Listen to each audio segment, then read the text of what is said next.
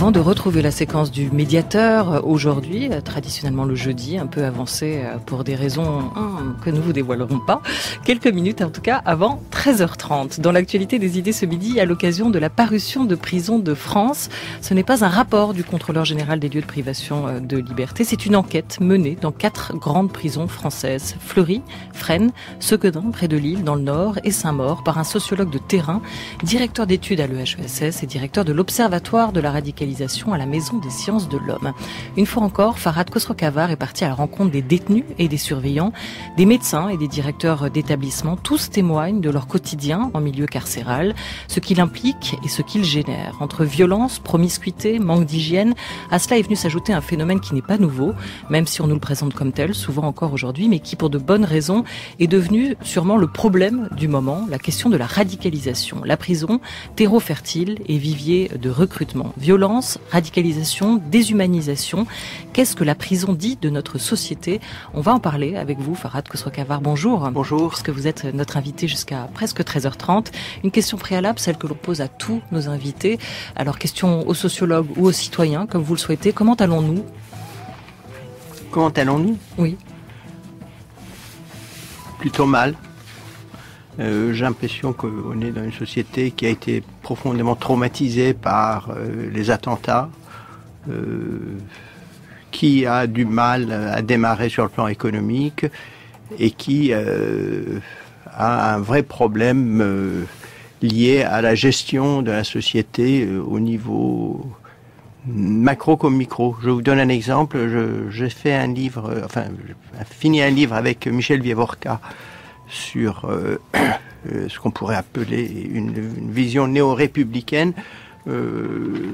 Comment faire pour que des groupes sociaux, mettons, pour mettre le pied dans le plat, les juifs et les musulmans s'entendent. Ils ne s'entendent pas. Le moins qu'on puisse dire, c'est qu'il s'agit d'un désamour quelquefois trop actif. Un rejet mutuel, des formes d'acrimonie, bref, sentiment d'injustice de la part des uns et des autres. On a essayé de penser à partir de cette espèce d'affrontement et d'incompatibilité, du moins actuelle, une vision nouvelle de la société, de la République, de la laïcité, de la démocratie. C'est ça, je pense que le constat est quand même que on est face à un certain nombre de problèmes qui a une double crise. La crise de ce qu'on pourrait appeler le modèle multiculturel anglo-saxon. En Angleterre, vous allez, ils vous diront, ça ne va pas. En France, le modèle laïque républicain, beaucoup de gens pensent que ça ne va pas, d'où un fondamentalisme laïque, comme en Angleterre aussi un fondamentalisme quelquefois multiculturaliste ou anti-multiculturaliste. Je veux dire des formes de polarisation qui ne sont pas bon signe dans une démocratie et surtout absence de sérénité. Bref. Et là, il y a une menace pour vous à cet endroit-là, Farhad Khosrow-Khavar, début septembre, dans un quotidien du soir, vous nous mettiez en garde contre ce populisme qui vient. On est en train de devenir pour vous un pays d'intolérance? C'est pas seulement question de la France. Moi, je crois que presque partout, vous avez en Europe et même aux États-Unis, regardez le phénomène Trump. C'est quand même pas un phénomène, je veux dire, acceptable. En France, vous allez en Allemagne, Pegida, en Belgique, Vlaams-Blok. Vous savez, ces mouvements ont quand même, ils sont quand même plutôt en progrès. Et moi, personnellement, je me pose la question de savoir comment gérer cela dans un avenir prévisible, avec des phénomènes qui deviennent presque pathologiques.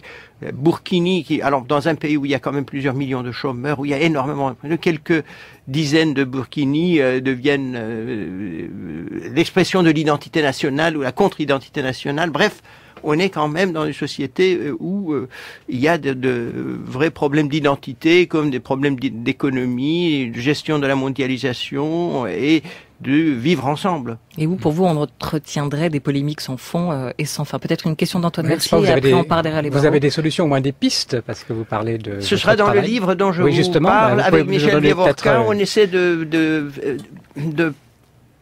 partir du constat que le modèle multiculturel, d'abord, n'est pas adapté à la France, et puis d'autre part, même là où elle est appliquée, n'a pas des résultats donc, qu'est-ce qu'il faut comme convaincants. modèle? Le modèle traditionnel français ne marche pas, le modèle multiconfessionnel non plus, donc exactement. Troisième donc, il faudrait solution plutôt une forme par le bas. Est-ce qu'on ne peut pas monter un phénomène citoyen par le bas, avec des formes de dialogue inédites entre, pour prendre par exemple le cas des Juifs et des musulmans, vous savez, quand il s'agit de les mettre face à face, on appelle un rabbin et on appelle un imam. Mais dit non, il faudrait vraiment autre chose. Il faudrait qu'il y ait une possibilité d'échange de vues avec la mise en évidence des incompatibilités, des sujets qui fâchent, des problèmes qui ne vont pas, et qu'il y ait de manière beaucoup plus élargie la constitution d'une société civile avec un rôle moins important de l'État, pas au sens économique du terme, mais au sens d'intermédiaire. En France, l'État est, si vous voulez, l'instance qui intervient constamment entre les citoyens. Il faudrait que les citoyens apprennent à gérer leurs questions, leurs problèmes, en grande partie, dirais-je, à l'écart de l'État, même si par la suite on a besoin de l'État, on y fait appel, mais que l'État ne soit pas l'acteur principal. Moi, j'ai l'impression qu'on peut construire, à partir d'une vision sereine de la République, une nouvelle façon de vivre ensemble que un certain nombre de groupes pourraient promouvoir expérimentalement, et pour qu'il y ait la possibilité de vivre ensemble. Sinon, on sera en chien de faïence, vous savez, les uns détesteront les autres, on aura des tensions, il y aura quelquefois de la violence, et je ne pense pas que si cette violence s'accentue au-delà d'un certain seuil, ce soit une bonne chose pour la démocratie. Alors, on va pas vous faire parler plus encore de ce prochain ouvrage qui paraîtra avec Michel Vivorca, mais bien de celui qui vient de paraître, Prison de France, prison avec un S. On va parler peut-être d'abord de votre démarche de sociologue avant d'en venir au fond. 3 ans d'enquête, vous êtes allé dans 4 prisons de France que vous avez arpentées, vous y avez rencontré toutes les personnes qu'il était possible de voir dans cet univers carcéral. Premier chapitre, la relation complexe, justement, celle entre détenus et surveillants. Pourquoi vous avez choisi de donner la parole à tous et à toutes, une parole qui est retranscrite souvent à l'état brut dans cet essai? C'est dans cette confrontation des regards et des mots pour vous que la réalité sociologique de ce monde, voire une certaine vérité peut apparaître? Vous savez, je crois que la relation surveillant-détenu est fondamentale en prison. D'ailleurs, je ne suis pas un innovateur absolu. Il y a énormément de sociologues et d'anthropologues qui ont fait des travaux remarquables que je cite et qui ont ouvert la perspective et la voie. Je ne fais qu'emboîter le pas et apporter, si vous voulez, mon petit grain de sel en quelque sorte. Mais l'essentiel est de voir la complexité de cette relation. Et puis le carcéral, si vous voulez, ça pose la question de la liberté, ça pose un certain nombre de questions quasiment insolubles dans une démocratie. On ne peut pas ne pas punir, entre guillemets, parce que ce sera alors une société de vendetta, les gens vont se punir entre eux, ou bien ce sera la société de la surveillance généralisée, mais il faut quand même raison garder. Et moi, personnellement, je trouve que ce n'est pas normal que en France, et d'ailleurs en cela aussi, c'est un phénomène occidental et européen, les prisons soient devenues des asiles psychiatriques, des maisons de fous. Et il y a le tiers de la population carcérale qui a des problèmes psychiques importants. Qui avant n'était pas là, qui avant était dans les hôpitaux psychiatriques. C'était pas le cas, il était dans les hôpitaux psychiatriques. On a fermé les hôpitaux psychiatriques d'abord parce que ça coûte cher. Vous savez, un lit d'hôpital psychiatrique coûte 10 fois pratiquement plus cher que le même lit dans une maison d'arrêt. Ça coûte aux alentours de 90 à 100 euros et dans un hôpital psychiatrique 900 à 1000. Dans une maison centrale, ça coûte un peu plus, 120 euros. Bon, mais il n'y a pas que ça, il y a aussi une idéologie qui est derrière. Vous savez, il y avait même des idéologies de gauche et d'extrême gauche. Les gens qui ont des problèmes mentaux, si vous voulez, sont comme nous. Il faut pas les mettre dans des systèmes fermés. Il faut qu'ils soient dans la rue, il faut que ce soit dans la vie, etc. Il y avait cette idéologie humaniste en quelque sorte. Les années 70, oui. Voilà, 70, et qui a le mouvement antipsychiatrique, par exemple, tout ça. Et ça a donné naissance à quoi? On a fermé les lits d'hôpitaux, et puis on a mis dehors les gens. Évidemment, ils font des bêtises, et après on les met en prison. Et puis voilà, la prison se transforme en une sorte d'hôpital psychiatrique. J'apporte le constat des médecins, des psychiatres, des infirmières et surtout des détenus aussi. Il y en a certains qui sont vraiment des gens déséquilibrés mentalement et dont le lieu de résidence ne devrait pas être en prison. Ça a été difficile d'obtenir toutes ces paroles?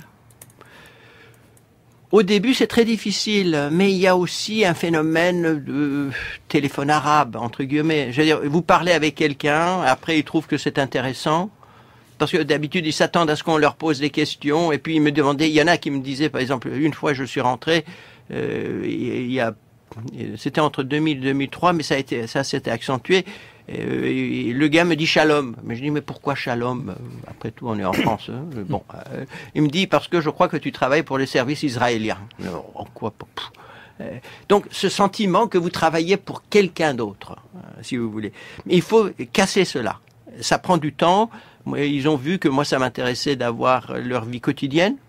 Qu'est-ce qui se passe? Pourquoi tu as du mal à t'entendre avec des surveillants? Et comment tu te débrouilles dans la vie avec d'autres détenus? Alors le gars qui me raconte, par exemple, vous savez, dans les prisons, dans les maisons d'arrêt, il y a quand même, surtout les maisons d'arrêt des grandes villes, qui jouxtent les grandes villes. Il y a une surpopulation carcérale. Et il y a un sous-effectif en surveillant. Il y a un surveillant pour une centaine de détenus, et ça, c'est quand même catastrophique, parce que ça déshumanise et le surveillant et le détenu. Et il y a aussi 2 à quelquefois 3 détenus dans une cellule de 9 mètres carrés. Et encore une fois, c'est pas la faute des surveillants, c'est pas la faute de l'institution carcérale, c'est la faute du fait qu'il n'y a pas assez de place ou qu'on met trop de gens dedans. Alors, vous voyez, à 3, par exemple, à 3, c'est très dangereux. À 3, si il y en a un qui est psychopathe, il peut s'allier à l'autre et violer la troisième personne. C'est très dangereux. Le triangulaire n'est pas 2 plus 1 dans ce cas-là.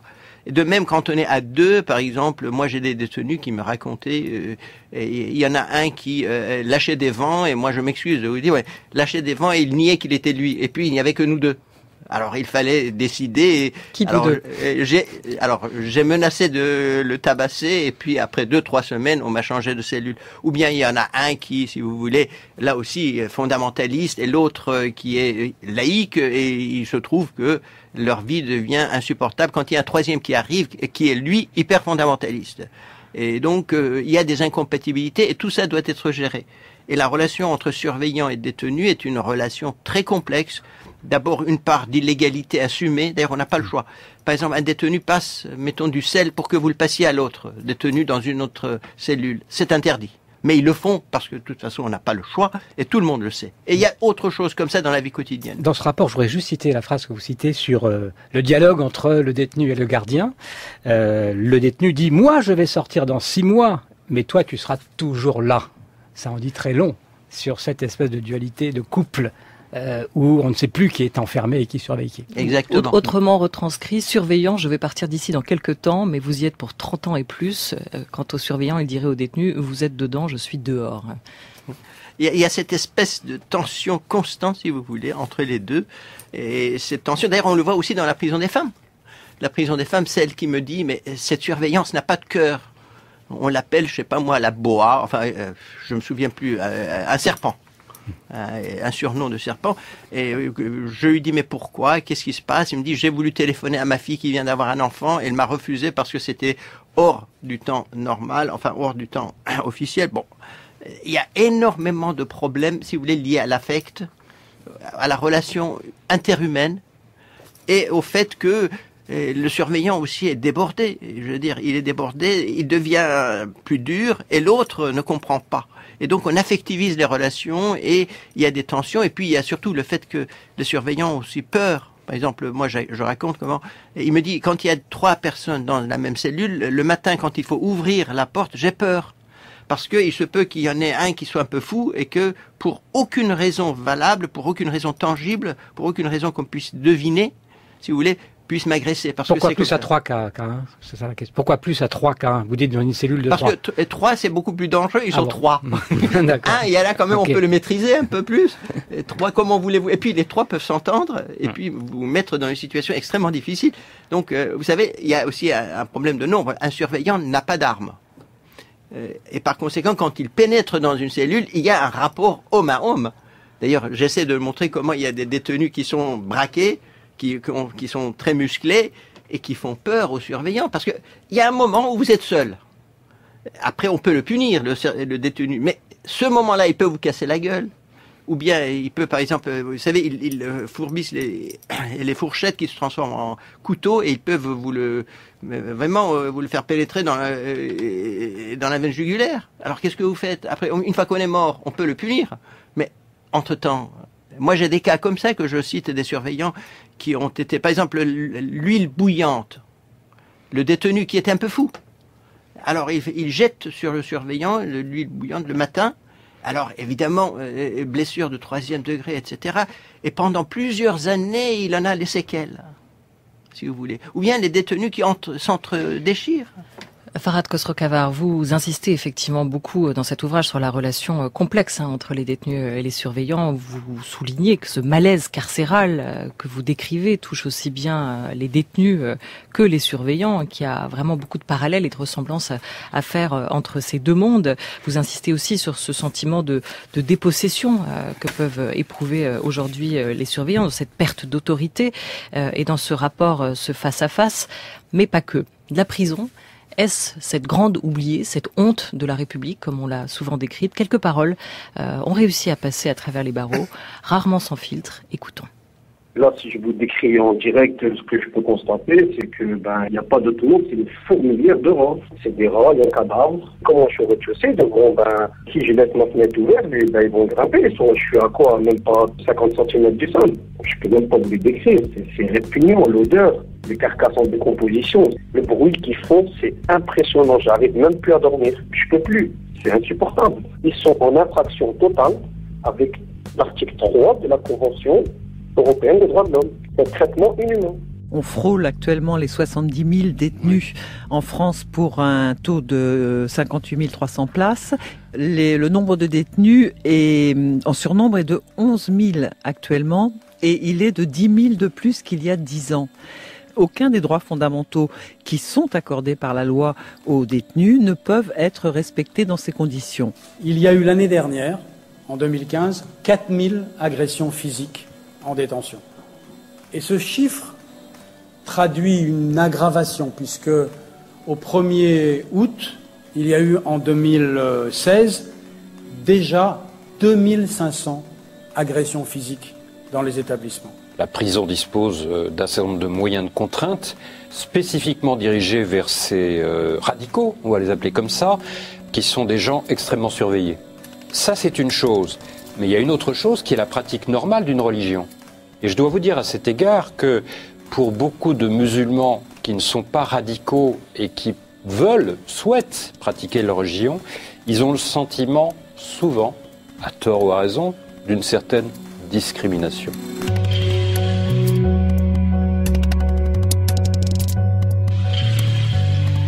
Vous avez pu entendre les anciens et l'actuel contrôleur général des lieux de privation de liberté, Jean-Marie Delarue, Adeline Hazan, également le ministre de la Justice, Jean-Jacques Urvoas, ainsi que ce témoignage qui ne vous aura pas échappé, Farhad Khosrow-Khavar, d'un détenu de la prison de Sequedin dans le Nord, prison que vous avez visitée, qui fait partie des 4 prisons où vous êtes rendu, sur lesquelles vous avez enquêté.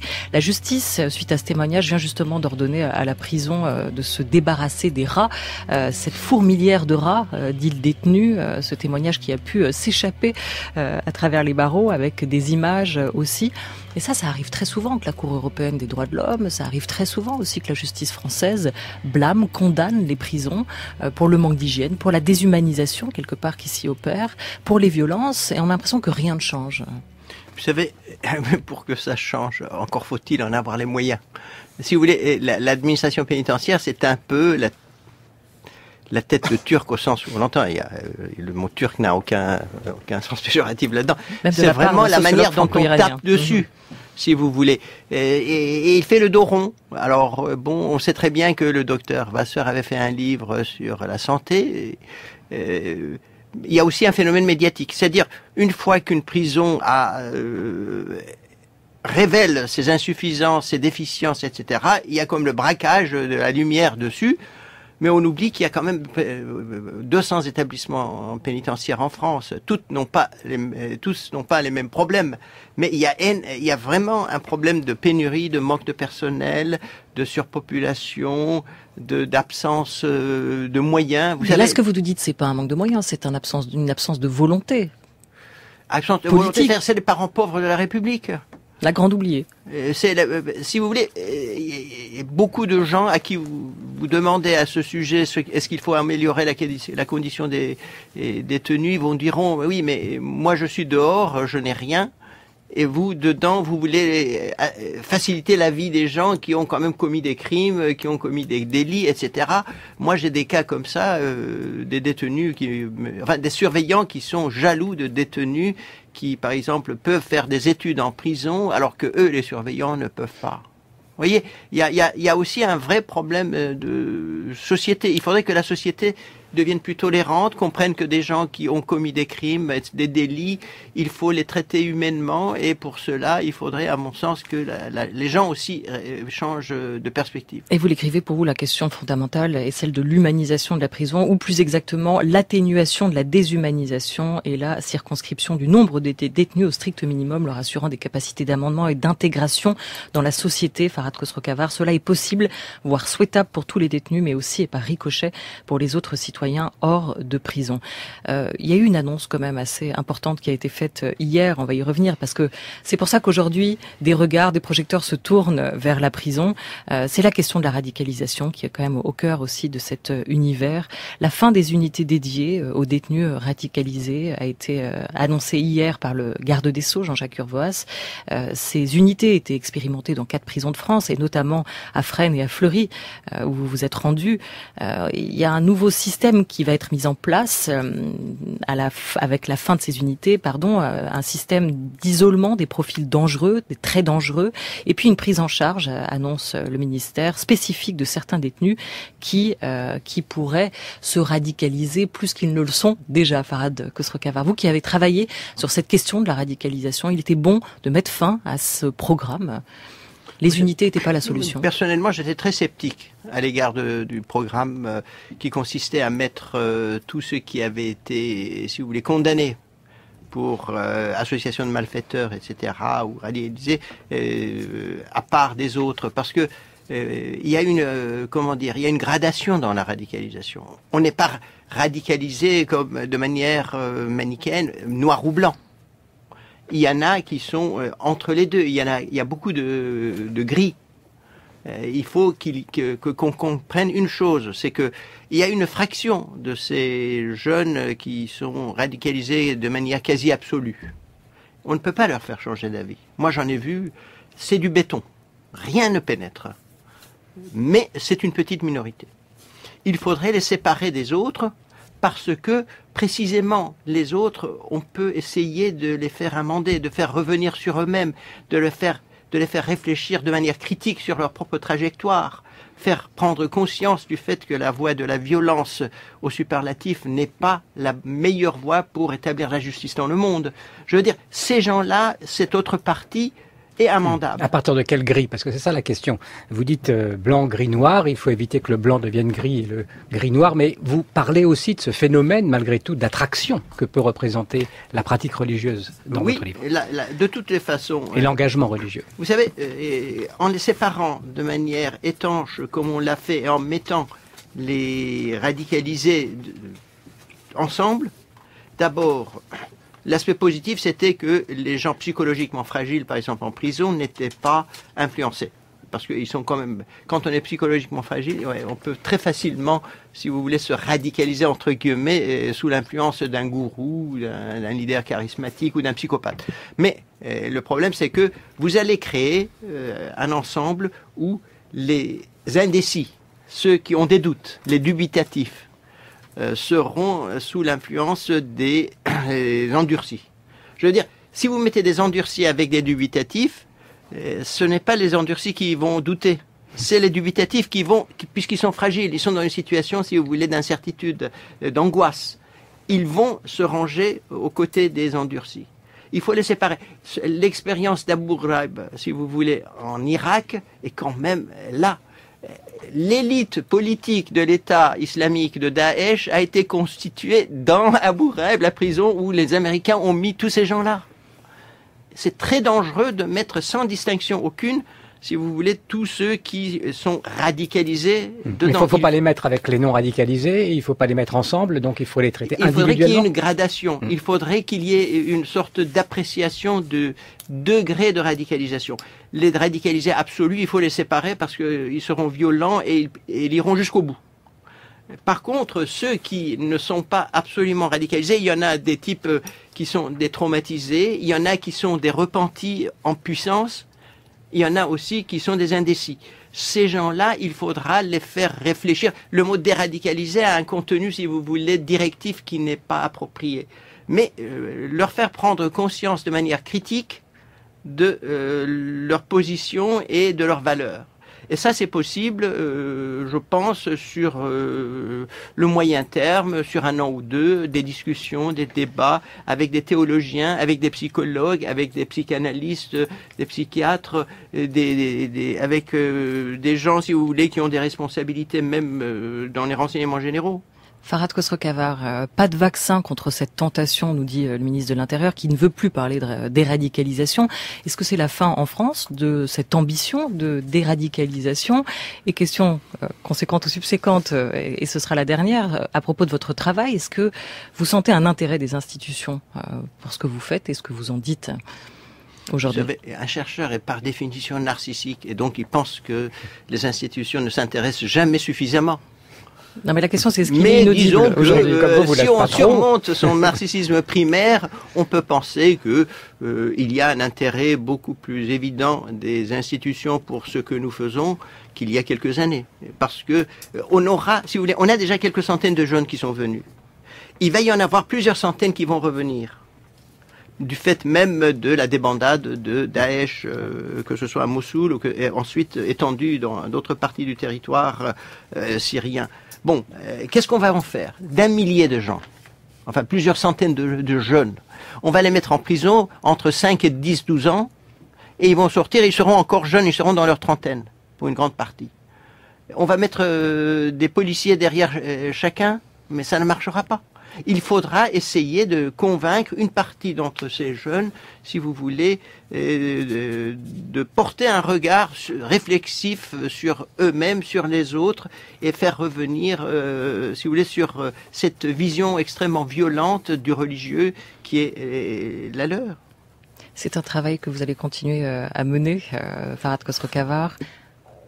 Vous allez dire oui ou non? Moi, c'est un peu le testament que j'ai fait sur la prison, parce que c'est quand même très déprimant. Et je risque de... Oui, parce que les gardiens vont vous dire, vous y êtes pour longtemps dans la prison après. Donc, il faudrait qu'il y a des jeunes qui auront vraisemblablement la vocation, et il faudrait qu'il y ait beaucoup de monde qui travaille sur ces phénomènes-là, parce que le danger est quand même un danger collectif. 1000 jeunes qui pourraient ensuite faire du mal, eh ben, il faudrait empêcher cela, pas uniquement de manière coercitive, mais aussi par la conviction. Et être entendu. Merci beaucoup, Farhad Khosrow-Khavar. Prison de France avec un S, violence, radicalisation, déshumanisation, surveillants et détenus, parle un ouvrage qui est paru chez Robert Laffont. Merci à vous tout de suite. Merci à vous. Place au médiateur.